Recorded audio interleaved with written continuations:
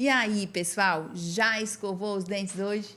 Hoje eu trouxe mais um episódio sobre tratamentos odontológicos. Esse podcast aqui que visa transformar a sua perspectiva em relação ao tratamento odontológico, para que você entenda que o tratamento odontológico ele é possível, ele é acessível, ele é confortável, ele vai levantar a sua autoestima, enfim, vai lhe dar muito mais bem-estar. É isso mesmo, eu estou falando de dentista que você tem bem-estar, que você sente prazer em fazer aquele tratamento odontológico. E hoje, aqui eu sempre trago pacientes para contar sua história, seu tratamento de sucesso, como é que foi que eles fizeram esse tratamento, desmistificaram esse medo. A maioria dos nossos clientes tem medo, tem algum desconforto para ir ao dentista. E a gente traz esses profissionais que vão mostrar como que foi o processo e que mudaram. E hoje eles amam ir ao dentista, eles adoram, por mais incrível que pareça. Se você for ver todos os nossos episódios, vocês vão ficar aí, vocês vão ter ideia do que eu estou falando. E hoje eu vou fazer o contrário. Hoje eu trouxe uma especialista, porque a gente recebe muitas perguntas, né? Principalmente no direct lá do Instagram, e eu resolvi trazê-la para tirar as dúvidas com a pessoa certa, para que eu passe para vocês, vou me fazer aqui de paciente, para vocês entenderem da boca de uma especialista experiente como é essas dúvidas, como é que são esses tratamentos. E hoje eu estou aqui com a doutora Tatiana Arnaud. Muito obrigada pela sua vinda aqui, eu agradeço bastante. Ela é especialista em estética, em restaurações, nessa parte que a gente chama dentística, né? Substituição de resinas de amálgama, aquelas restaurações que são cinzas, prateadinhas por restaurações de resina, resolve cárie, e a parte estética, principalmente as facetas de resina, né? A doutora Tatiana, ela é uma artesã, a verdade é essa, ela constrói um sorriso novo. As facetas de resina, que não são aquelas facetas que já vêm pronta, né? Por isso que eu falo que ela é uma artesã. Ela faz ali na hora, na sua boca, um dente ficar mais bonito e mais natural do que o dente natural verdadeiro da pessoa, que é isso que sempre acontece quando terminam os casos que ela faz. A gente olha e diz, poxa, esse aqui é o sorriso natural dessa pessoa e não o sorriso que ela tinha antes. Muito obrigada, doutora Tatiana. Eu que agradeço. Seja bem-vinda. E eu queria que você contasse um pouquinho da sua história. Quem é a doutora Tatiana? E por que esse apreço pela estética? Como foi que começou isso? Sim. E aí depois eu vou te encher de mais perguntas, tá? Tá certo. Em primeiro lugar, muito obrigada pelo convite. É um prazer estar aqui conversando com você, fazer parte da sua equipe. Eu sou a doutora Tatiana, sou formada há 16 anos. Sou especialista em prótese dentária, sou especialista em odontopediatria também, mas sou uma apaixonada pela estética. E o meu caminho na odontologia foi para essa área da estética porque eu entendo que, através do sorriso, a gente consegue transformar a vida de uma pessoa. Então, traz mais autoestima, traz autoconfiança. E foi nesse sentido que eu caminhei para o lado da estética, que é o que eu faço com maior amor hoje em dia. E muito capricho, né? Ela é incansável. Tem hora que a gente chega de arrumar isso aí, chega de criar. O negócio está perfeito, né? Mas é a característica de quem mexe com estética. Nunca está satisfeito, quer mais, quer o melhor. E está sempre encontrando como melhorar, né? A gente vê casos que você diz, meu Deus do céu, o que tu quer aqui? Tá perfeito. Mas tu não acha que esse dente tem uma curvazinha? Tá um pouquinho, né, mais aberto esse ângulo. Mas assim, Tati, eu acho que isso é bom, porque a gente sabe que o nível de exigência está de acordo com o que os nossos clientes buscam. Sim. Os nossos clientes são muito exigentes, né? Então, eles querem verdadeiramente aquele dente perfeito, aquele negócio, né, todo natural, enfim.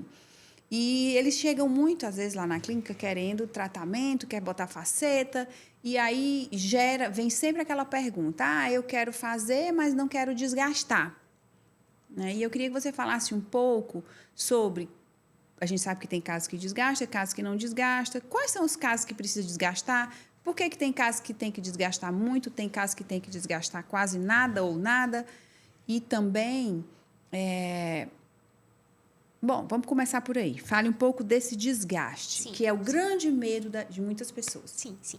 Dentro da estética, a gente tem a possibilidade de caminhar para uma reabilitação estética com lentes em resina ou em porcelana.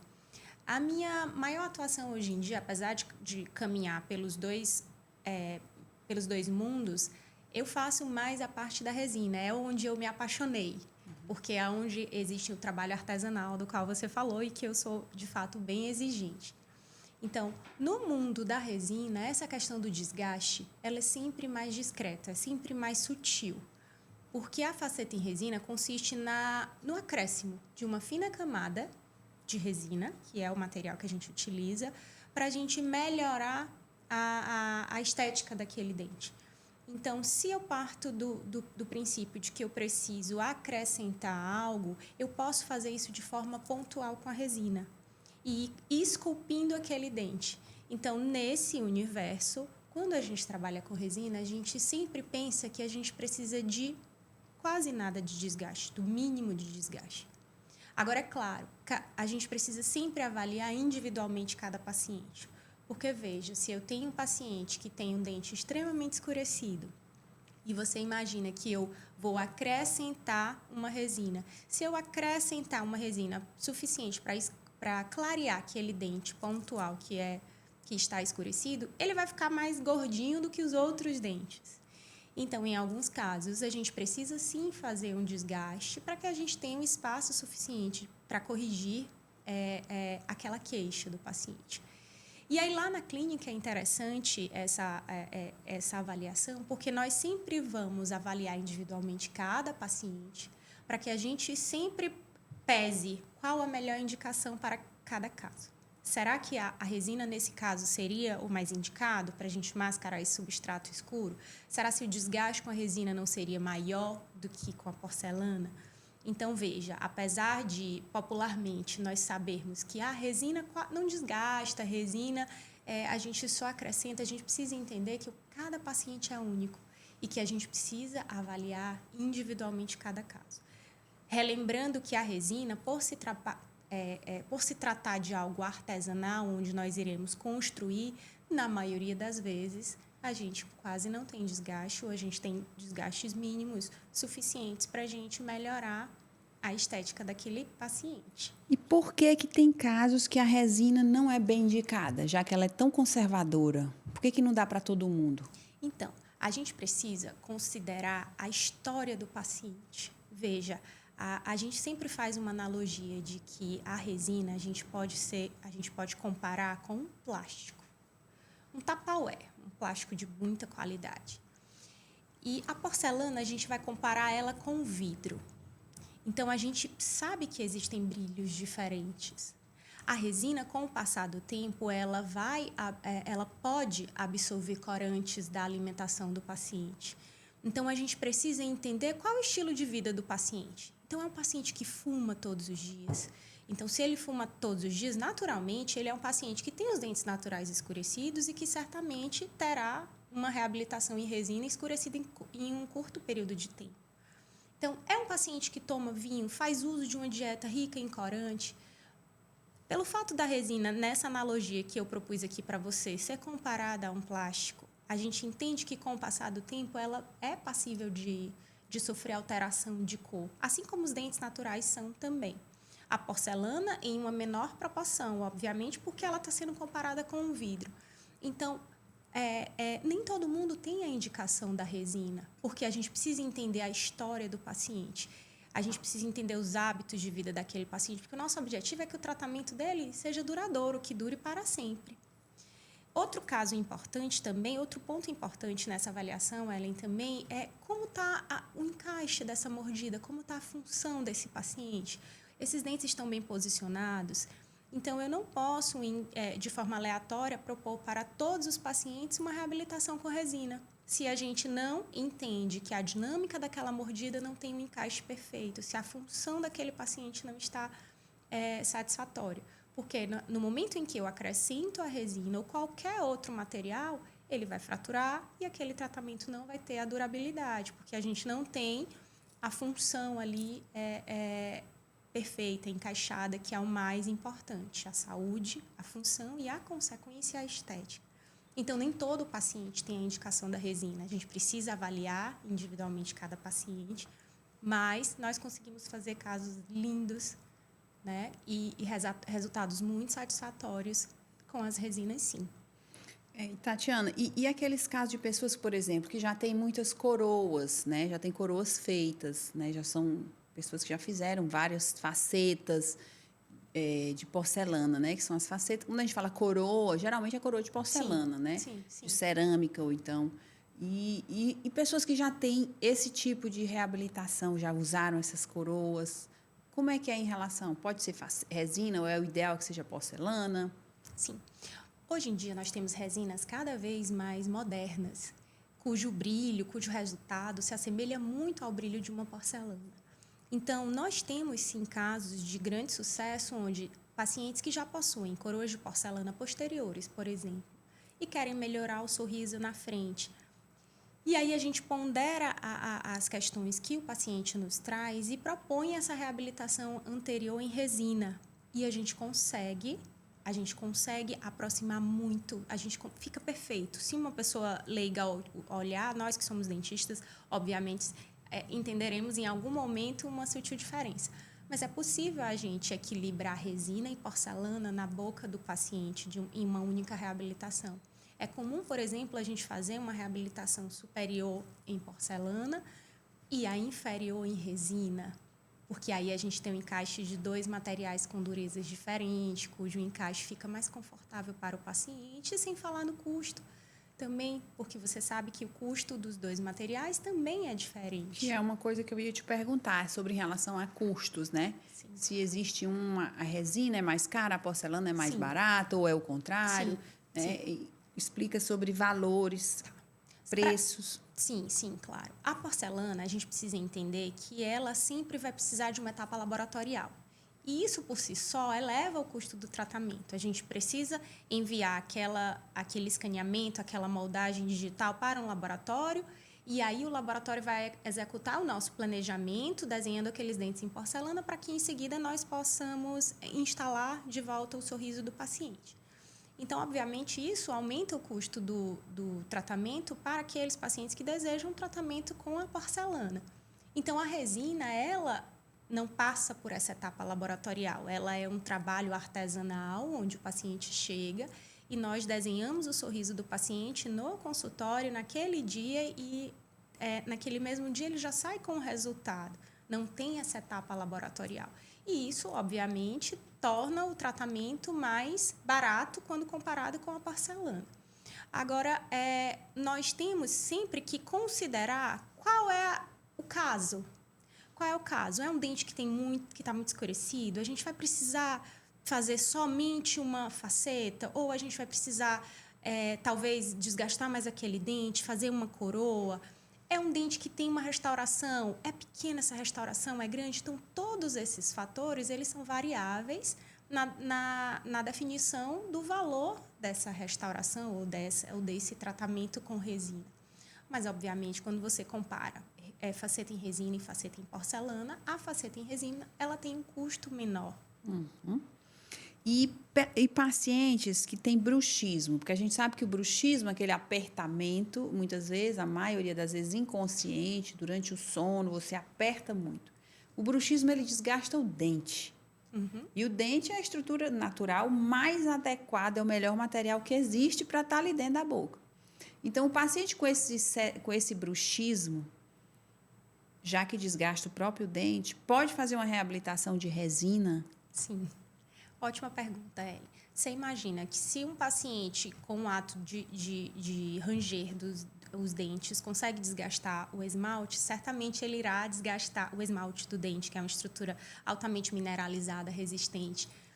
Certamente ele irá, com o mesmo hábito, desgastar qualquer material reabilitador que ali seja colocado, seja ele a porcelana, seja ele a resina.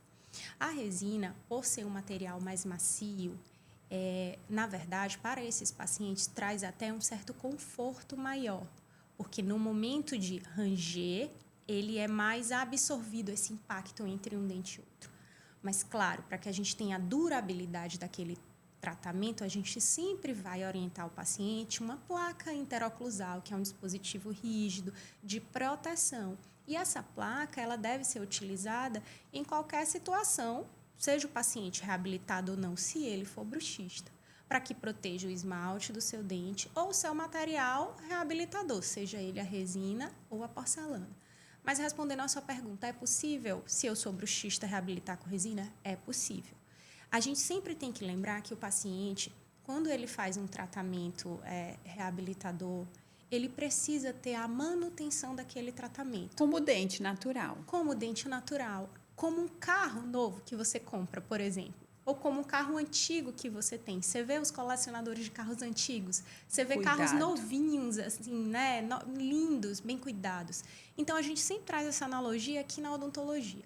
Qualquer tratamento que você faça, ou obviamente, para os seus próprios dentes naturais, fazendo ou não tratamento, você tem que ter a preocupação de fazer a manutenção desse tratamento. Então, são consultas periódicas, onde nós vamos avaliar como está essa questão do desgaste. É preciso fazer ajuste? É preciso... Como está essa placa? O paciente está usando a placa? Está fazendo a higienização correta? Como está a saúde da gengiva? E dessa forma, a gente consegue tratamentos longevos, duradouros e com uma estética que dure por bastante tempo.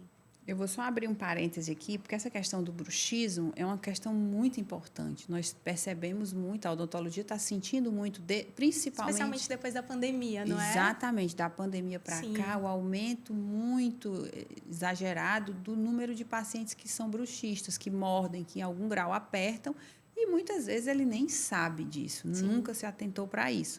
Então, hoje, quase todo paciente está se indicando essa placa. Uns chamam placa miorrelaxante, uns chamam placa de mordida. Placa interoclusal. Placa interoclusal, que é essa placa que depois do tratamento, seja um tratamento ortodôntico, né, alinhando os dentes, ou dentes naturais que não têm tratamento nenhum, mas para manter esses dentes terem longevidade, não serem desgastados com precocidade, que é o que acontece com os pacientes que são bruxistas, a gente precisa indicar a placa.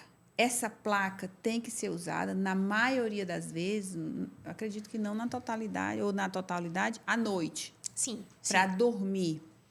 E é para o resto da vida? Sim. Sim. É como um óculos. Né? Tem que usar para o resto da vida, se você quiser manter os seus dentes saudáveis e íntegros por mais tempo, por longos e longos anos. Porque o dente, ele envelhece igual a gente, ele desgasta, é igualzinho o nosso cabelo, nossa pele, ele vai desgastando, ele vai diminuindo de tamanho, ele vai se movimentando. Por isso que é a importância dessa placa. E é, sim, para o resto da vida. E não é uma placa que você uma vez comprou, faz uma vez ela vai instalou e ela vai ficar para sempre. Não. Você precisa voltar no dentista para ele reajustar ou fazer uma nova placa, porque senão ela perde a sua função. E isso fica claro quando a gente explica ao paciente, porque, veja, é uma placa de proteção. Então, o objetivo dela é exatamente que ela seja desgastada para que ela proteja o seu dente ou a sua reabilitação. Então, quando ela é desgastada, isso é um bom sinal, porque você está protegendo o seu dente. Obviamente, se ela não tivesse na sua boca, você iria desgastar o esmalte do seu dente ou o seu tratamento reabilitador. Então, a gente instala a placa e a gente precisa do retorno do paciente. Então, nas primeiras consultas lá na clínica, a gente institui pelo menos 4 retornos iniciais. Então, com 1 semana, com 15 dias, com 30 e com 90 dias. Isso para a gente dar alta daquela placa inicial. E essa placa ela será utilizada durante alguns anos e à medida que o paciente for retornando para as consultas preventivas, o paciente deve trazer sempre a placa para que a gente reavalie e indique o momento em que ela precisará ser trocada. Porque, repito, o objetivo é que ela proteja, então ela vai desgastar, ela não vai ser para sempre. Exatamente.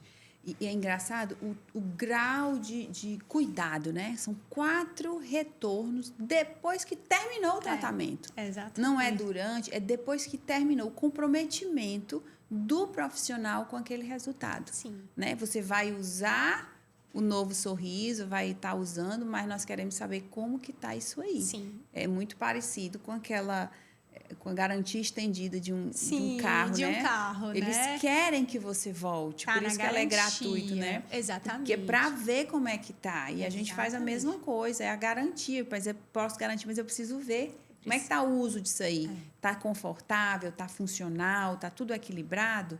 E aí a gente vai ter isso aí, né, por longos e longos anos. Exatamente. Agora, Tati, a gente sabe que você é apaixonada por estética. Hoje, 98% do seu Sim. tempo é com estética, estética o dia inteiro. Mas você atende casos pontuais, né, dos queridinhos ali, que, né, que são as crianças, né? Sim. Que confiam, que tem todo esse seu manejo com essas crianças. E aí eu te pergunto, quais são hoje? A gente vê, eu estou fazendo perguntas, né, que eu sei da resposta, mas eu quero que você explique. Deve retornar de 4 em 4 meses, de 6 em 6 meses, uma vez por ano? Qual é essa importância? Por que é importante? E também, assim, as restaurações de... Quem tem restauração de amálgama, é bom trocar? Quando que troca? Essas duas perguntas aí, eu acho que é importante você falar. Tá.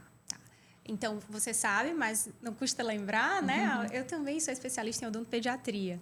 Né? Foi uma paixão de faculdade que, depois de algum tempo, eu quis realizar, executar esse sonho, digamos assim. Mas é algo mais pessoal que eu fiz por prazer e, de fato, não ocupa a maior parte da minha clínica hoje em dia. Mas eu tenho um grande prazer e atendo os nossos pequenos filhos dos nossos pacientes quando há necessidade. E nessa fase da infância e da adolescência é muito importante esse controle, não é, Ellen? Assim, a gente recomenda que o controle de todos os nossos pacientes aconteça a cada 4 meses, porque a gente entende que 6 meses é um período muito longo e muita coisa acontece entre uma consulta e outra. Então, para a gente não perder o controle da situação, ainda na odontopediatria, nós recomendamos sim que essas consultas aconteçam num intervalo de tempo menor, né? Ou seja, a cada 4 meses. Dessa forma, a gente consegue garantir que essa assistência ela está sendo de perto, ela está acontecendo de forma efetiva. E a gente ainda se depara com essas restaurações metálicas, né? Que era uma realidade um pouquinho anterior da odontologia. Hoje em dia, menos ainda acontece, claro, mas hoje menos. Mas os nossos pacientes adolescentes, naquela primeira idade adulta, ainda trazem essas restaurações metálicas, né? Restaurações de amálgama. E hoje, a nossa recomendação, Ellen, é que, aliás, a recomendação da odontologia atual é que essas restaurações elas sejam, sim, substituídas pela resina. Porque as restaurações de amálgama, que são restaurações metálicas, são restaurações que não têm adesividade à estrutura do esmalte do dente. Então, o que é que a gente percebeu? O que é que a odontologia percebeu com o passar do tempo? Que os pacientes que tinham dentes com restaurações de amálgama eram pacientes que tinham dentes com trincas, com dentes que fraturavam. Às vezes, a restauração fica intacta, mas uma parede do dente quebra. Então, hoje em dia, hoje em dia é a recomendação que a gente substitua essas restaurações metálicas pela resina, por se tratar de um material que traz uma adesividade melhor à estrutura do dente, consequentemente, uma proteção maior. E, como consequência, a gente tem um resultado estético.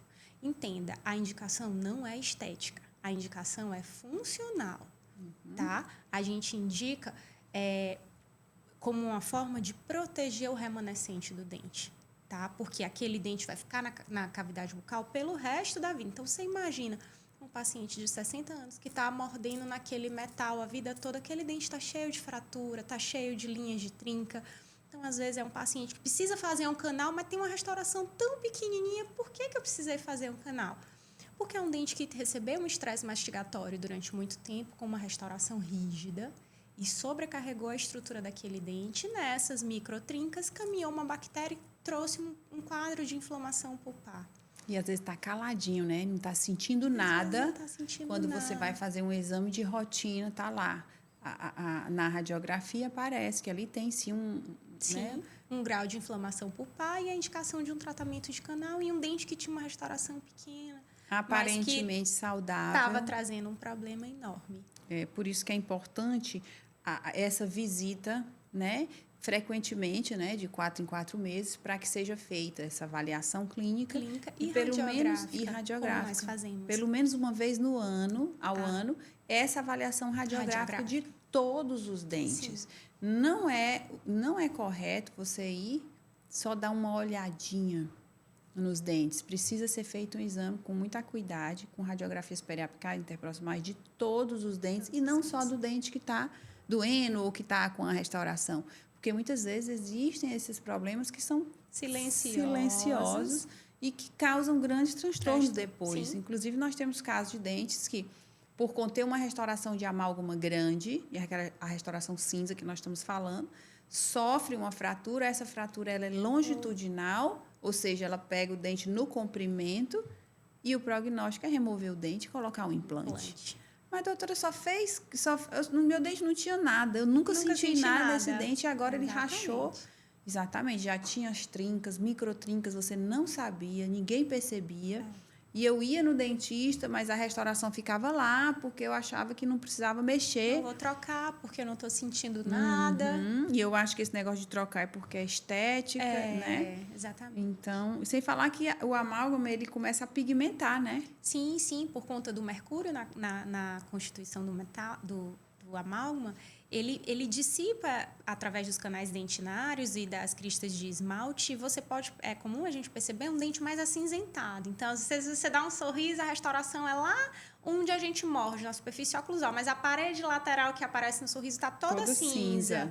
Porque esse mercúrio difundiu e aí pigmentou todo o esmalte. Gente, e outra coisa que é costume as pessoas dizerem, chegar e dizer, eu fiz um tratamento de canal e meu dente ficou cinza. Explica por que depois de um tratamento de canal a gente acha que esse dente fica cinza. É ótima essa sua pergunta, porque principalmente o que esses dentes da frente, que vem de um trauma. Exatamente. O que acontece? Na verdade, não é o tratamento de canal que escurece o dente. Normalmente, nesses casos em que a gente recebe esse questionamento, são dentes anteriores, dentes da frente, que tem uma história de um trauma, de alguma pancada, de algum acidente que esse paciente teve. E que, normalmente, o que acontece? No momento do trauma, a gente tem um extravasamento de sangue dentro do dente. E aí, esse esmalte fica cheio de pigmentos do nosso próprio sangue. E aí, na hora, a gente não consegue perceber, mas à medida que esse sangue volta para a polpa, ele vai deixando esses pigmentos e aí o dente fica mais cinza, mais escurecido. E não é o tratamento de canal que traz isso como consequência. Então, a gente jamais vai deixar de fazer um tratamento de canal por medo do dente ficar escurecido. A gente precisa entender a história desse dente e também saber que existem formas da gente tratar esse escurecimento, da gente melhorar essa condição, seja com clareamento interno, seja com uma faceta em resina ou em porcelana. E aí a gente vai caminhando sempre daquilo que é menos invasivo e mais saudável para o paciente. E aí, nesse sentido, a gente tem uma evolução. Então, é importante, pessoal, vocês entenderem isso. Não foi o tratamento de canal que escureceu o seu dente. A causa do escurecimento é outra. Então, e muitas vezes o paciente não lembra do trauma. Não lembra. Né? Às vezes até teve uma pancada, doutora, mas nem cortou minha boca. Às vezes pensa que quando corta a boca, o lábio, acha que, ai, meu Deus, ali foi grande a pancada. E às vezes é tão sutil, é um copo de vidro que você está bebendo e que você não percebe que foi o start daquela hemorragia interna, né? Daquele trauma. E às vezes é muito anterior, não é, Tati? Sim, é mais comum. Às vezes tem casos, 10 anos depois, o dente começa a escurecer. Mas, doutor, repercussão tardia. Inclusive, nós já recebemos clientes que estavam usando aparelho fixo, Sim. né? E chegou lá na clínica, doutor, eu estou usando esse aparelho aqui há 2 anos e agora meu dente está escuro. Eu acho que é o aparelho. Só que não é o aparelho. Ali ele houve um trauma em qualquer época da sua vida, algum trauma aconteceu, você não percebeu, não foi uma coisa que lhe chamou a atenção, uma pancada qualquer, ou às vezes quando é criança, nem relata para a mãe. Você sabe que é muito comum na odontopediatria, na consulta de trauma, a gente trazer essa informação para a família.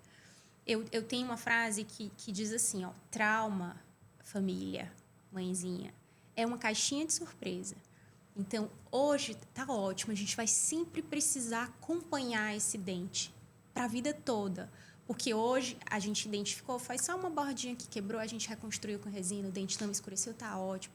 A gente vai se ver daqui a 30 dias, a gente vai se ver daqui a 60, a gente vai se ver daqui a 4 meses e a gente vai ficar, sempre que você voltar para a prevenção, olhar com atenção. A gente vai ter um olhar diferenciado para esse dente que sofreu trauma.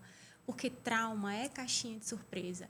Às vezes as repercussões acontecem na idade adulta e aí a gente nem não teve essa informação lá na hora do trauma, ou muitas vezes a gente nem percebeu que bateu esse dente porque não quebrou a bordinha, não senti nada, bati na cabeça do meu irmão, nem lembro, foi uma rotina, não aconteceu nada.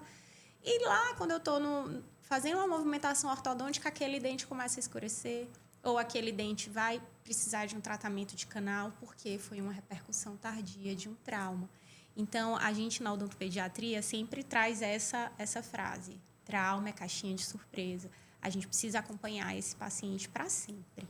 E é importante alertar também, Tati, que quanto mais rápido percebi que o meu dente está levemente escurecido, quanto mais rápido eu agir, Sim. melhor para recuperar um dente que já está há 5, 10 anos escurecendo,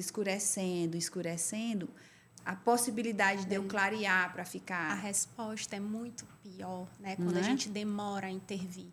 Então, percebi a primeira alteração, eu já preciso buscar logo o atendimento com o dentista especialista para que a gente faça a intervenção no início do processo, porque dessa forma a resposta vai ser mais satisfatória. E qual é o tratamento para isso? Então, a gente pode fazer um clareamento interno, se é um dente tratado canal, a gente vai fazer um clareamento interno a princípio. E aí a gente, por exemplo, Ellen, não sei se você vai lembrar, mas nós estamos com um paciente na clínica exatamente nesse contexto. Ele esteve conosco semana passada. Ele é um paciente jovem, ele tem 14 anos. Você acredita? E ele levou uma queda na escola, boba, brincando, bateu o dente, não quebrou bordinha, não sentiu nada. Uma semana depois, o dente ficou roxo. E ele tem 14 anos. E aí, a família não sentiu dor, não sentiu nada, chegou na clínica querendo clarear, eu quero fazer uma faceta. E aí, quando a gente foi entender aquela situação, era um paciente que precisou fazer um tratamento de canal, porque houve uma fratura ali do feixe vasculo nervoso, aliás, um rompimento do feixe vasculo nervoso, por isso que extravasou sangue, o dente ficou roxo, porque era sangue dentro do dente. Entendam, extravasar sangue que ela fala é dentro do dente, não é sim, fora. Então, às vezes, a pancada tá tudo bem, não aparece nada. Eu não vi nada de sangue aqui fora, mas né? lá dentro extravasou dentro dos sangue. canais dentinários, isso, perfeito. E aí, a queixa era estética, nesse caso. E aí, nós explicamos para a família, olha, veja só, antes da gente pensar em resolver a estética, a gente vai resolver a saúde. Esse dente, ele tem indicação de canal, um dente que já tinha necrosado. E aí, a gente fez o tratamento de canal e ele é um paciente bem jovem. E aí, a gente falou assim, a gente não vai fazer uma faceta nesse menino tão jovem. A gente vai começar fazendo um clareamento interno. E nós já estamos na segunda consulta de clareamento interno. E a gente teve uma resposta muito boa, Ellen. Então, ele é um paciente que vai ficar com esse dente clareado e a gente vai conseguir um resultado. A gente já está conseguindo. Ele já está bem satisfeito. A gente já fez a segunda foto e ele falou, não, já está ótimo. E a gente ainda vai trocar mais uma vez a medicação. E na idade adulta, esse dente ele pode retroceder um pouquinho a tonalidade. E aí a gente vai pensar na escala de evolução para esses casos, que seria uma intervenção. Primeiro pensamos no clareamento, que a gente não desgastou estrutura dentária nenhuma. E aí na idade adulta, se a gente perceber que esse tom voltou a ficar um pouquinho desigual, aí a gente evolui na escala de procedimentos invasivos. Aí a gente vai para uma faceta. A gente pode pensar numa faceta de resina, onde eu vou só fazer um acréscimo. E aí a gente vê se esse resultado vai ficar satisfatório. E aí depois a gente pode pensar, não, mas eu ainda acho que não está legal. Um paciente que quer melhorar o sorriso de uma forma completa, quer fazer lentes de porcelana. E aí a gente tem esse caminho de possibilidades de alternativas para a gente resolver essa questão de escurecimento. Então, nesses casos de dente escurecido, sempre tem que tratar o canal? Sim. Por se tratar de trauma e extravasamento, a gente vai... Veja só, Ellen, a gente precisa fazer um diagnóstico inicial. Na maioria das vezes, sim. Mas é muito... Prudente? É muito prudente a gente fazer essa avaliação inicial, porque você sabe que na saúde as coisas não são tão exatas, matemáticas, né? Na maioria das vezes a gente precisa sim fazer o canal, porque na maioria das vezes há o rompimento do feixe vasculo-nervoso e aí a gente perde a vitalidade, a gente perde a conexão daquele dente com o resto do corpo. Aí tem a indicação de tratamento de canal. Agora, óbvio, em algumas situações, e isso é comum mais na infância, nos dentes de leite, né? Para crianças que estão ali ainda com a dentição decídua, ele sofreu um impacto, mas não houve o rompimento do feixe vasculo-nervoso, houve só o extravasamento de sangue. Como é que a gente sabe? A gente vai fazer um exame radiográfico, a gente vai fazer um teste de vitalidade. Então, existe a possibilidade de um dente que está escurecido, é mais comum na idade de infância, que ainda tenha vitalidade. Então, nesse caso, não há indicação de canal. Na maioria das vezes, sim. E ainda assim não é indicado o canal, mas nada impede que mais na frente esse dente comece a escurecer. Sim. E aí sim seja necessário, talvez, usar o canal. Por isso a importância do acompanhamento. Isso faz com que o tratamento seja menos invasivo e o sorriso mais harmônico, que não haja essa discrepância de cor. Né? Que é muito comum pancadas nos dentes, principalmente dentro da frente. E você falou aí de um paciente jovem, né? E fez um clareamento interno. É um caso excepcional de clareamento. Nós estamos falando de um trauma e de um dente que foi tratado canal. E agora o clareamento convencional, né? Eu vou encerrar o nosso podcast com essa pergunta. O clareamento convencional, jovem de 14 anos pode fazer, 15 anos. Quando que eu posso fazer? Sabe que o apelo estético é muito grande hoje. Né? Então, quando é indicado já posso fazer um clareamento no meu filho? Sim. Olha só, o clareamento, ele acontece com a utilização de substâncias químicas que penetram dentro do esmalte do dente, então não tem desgaste, ele penetra, esse gel clareador penetra dentro do esmalte e elimina, ele é à base de oxigênio e à medida que esse oxigênio vai escapando do dente, ele vai carreando os pigmentos mais escurecidos do dente. Então, o que acontece? Um paciente muito jovem é um paciente que tem uma polpa bem ampla, né? Então, quando esse gel clareador penetra dentro do esmalte dentário de um paciente muito jovem, então vamos pensar nesse paciente de 14 anos, se ele desejasse fazer clareamento em todos os dentes. Então, esse clareamento ele precisaria ser extremamente bem supervisionado pela nossa equipe, porque ele é um paciente que tem essa polpa ampla. Então, quando esse gel clareador penetra, existe a possibilidade daquele paciente sentir um desconforto, uma sensibilidade. É muito comum a gente ouvir de pacientes adultos, e agora falando do público adulto, eu não fiz um clareamento, mas foi muito desconfortável, ficou muito sensível ao meu dente. Né? Porque esse gel clareador, quando penetra, ele volta na forma de oxigênio, carregando esses pigmentos, ele abre, o dente fica mais poroso, vamos falar de uma forma mais simples. É como se fosse um tratamento de pele, que você, com aquele calor, o abre poro dilata. E você vai, e a eliminando pessoa vai impurezas, tirar o cravo. Exatamente, perfeito. É o mesmo raciocínio para o clareamento. Então, você imagina esse dente com esses poros, com esses canais dentinários bem abertos de um paciente muito jovem. Então, a gente tem que ter muita responsabilidade na condução e na indicação desses clareamentos em pacientes extremamente jovens. A gente prefere, se sente mais confortável com pacientes, assim, depois dos 18 anos. Mas, obviamente, hoje em dia, o nosso mundo tem um apelo estético muito grande. Então, a gente é contraindicado? Não, mas precisa ser muito bem supervisionado em pacientes extremamente jovens. Esse nosso paciente, nós decidimos somente pelo clareamento pontual, clareamento interno, que é uma modalidade diferente de clareamento. A gente põe o gel clareador dentro do canal, porque esse escurecimento aconteceu de dentro para fora, como nós estávamos falando agora. Mas nós não decidimos clarear todos. E engraçado que ele, por ser jovem, chegou, não, mas eu quero logo tudo, quero clarear tudo. A gente falou, calma, vamos com paciência. O apelo estético hoje é muito grande, muito né? grande. A gente precisa saber conduzir, né? E quanto menos invasão, melhor, né? Essa é a importância de você procurar um profissional responsável, onde você tenha esse olhar extremamente responsável e amplo para o paciente. Então, não vou clarear só o dente. De quem é esse dente? Qual a idade desse paciente? Qual a responsabilidade que ele tem com o uso desse gel clareador? Por que é tão importante, né? Isso. Às vezes até tem a questão emocional que precisa ser levada em consideração. Sim. Então, realmente a cor do dente está muito amarela. É uma criança, um jovem de 16 anos, tem um dente muito amarelo, aquilo ali não está deixando ele à vontade. Sim. Então, a gente precisa analisar, inclusive, essa questão emocional também. Sim. Né? E com muita sensibilidade. E, pessoal, como eu prometi, né, a gente vai encerrar aqui por aqui. Teria mais muitas perguntas, mas o nosso propósito aqui é fazer coisas que as pessoas, né, porque hoje em dia as pessoas não têm muito tempo de ficar ali 1h30 assistindo o podcast, mas nada impede de você mandar perguntas, mandar aqui, tem o chat, tem o nosso Instagram, né, que mostra que ali você tem muitos casos que você pode interagir por lá, mandar uma mensagem no direct, que a gente vai te ajudar, vai te responder, tirando mais dúvidas e trazendo dúvidas para um novo podcast aqui com a doutora Tatiana.